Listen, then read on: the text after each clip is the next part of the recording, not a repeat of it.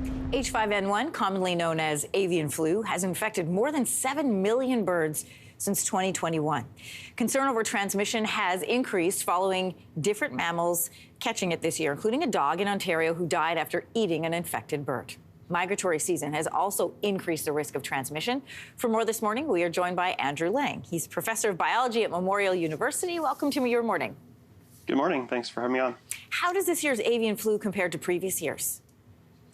Well, it's a lot so far like last year was, which was pretty terrible. So starting in late 2021, when the H5N1 virus arrived from Eurasia, there were months of outbreaks in many infected wild birds and dead wild birds, and then the poultry industry outbreaks. And then the virus moved throughout North America and into South America. And it seemed to quiet down, at least in Canada, for the last several months, but now has picked up again, presumably with influx of new infected birds again. Yeah, what is behind the increase in cases? Is it the migratory season? Presumably, that's the most likely scenario, yeah. In previous outbreaks, and you alluded to it, our poultry industry was hit hard. What have the effects been on that industry, and how are they preparing this year? Well, hopefully they're increasing their biosecurity to try and limit any chance that the virus can get into their premises. So that's the main protection that they can use, because once the virus gets into those facilities, and a bird is detected as infected, every single bird has to be killed. So it's a devastating thing for the farmers, for the industry. Then there causes, I believe, trade restrictions. So it's just a bad scenario. What kind of biosecurity do they put in place, Andrew?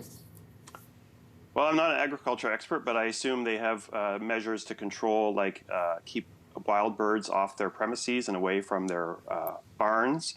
And then they should be taking measures to make sure that people can't bring the virus into the barns on their clothing, for example, or on their boots, things like that. Yeah, we've seen some of those scenes where it's almost like hazmat suits, and then they do the spray down before they enter the barns. What's the risk of it spreading to other animals? We alluded off the top to, a dog had eaten an infected bird, and that dog then died. It's a concern for some people.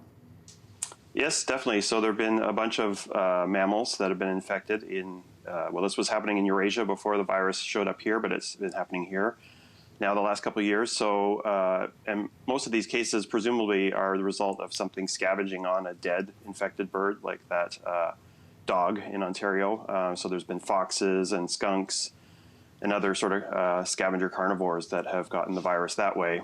So the best thing is for people to keep their dogs away from places where there are potential infected birds. So that would be where there's like ducks and geese, and obviously definitely away from any dead animal in the environment. Yeah, because you don't know if that animal had then also come in contact with avian flu as well. Andrew, thanks for being here today. Well, thanks for having me on. My pleasure. Hey, thanks for watching. If you liked this, be sure to subscribe here, or you can check out more Your Morning videos right here.